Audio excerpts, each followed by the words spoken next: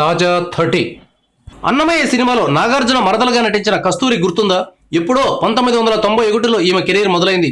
ఈ తమిళ కుట్టి మొదట మలయాళం సినిమాతో తెరంగేట్రం చేసింది. ఆ తర్వాత తమిళంలో చాలా సినిమాల్లో నటించింది. తెలుగులో కూడా అన్నమయ్యతో పాటు మరికొన్ని సినిమాల్లో నటించింది. మోడల్గా, టీవీ షోలకు యాంకర్గా పనిచేస్తూ వస్తోంది. అమెరికాకు చెందిన ఒక వైద్యుడిని పెళ్లి చేసుకుంది. ఇటీవల ఈమె నగ్నంగా కెమెరాకు ఫోజ్ ఇచ్చింది.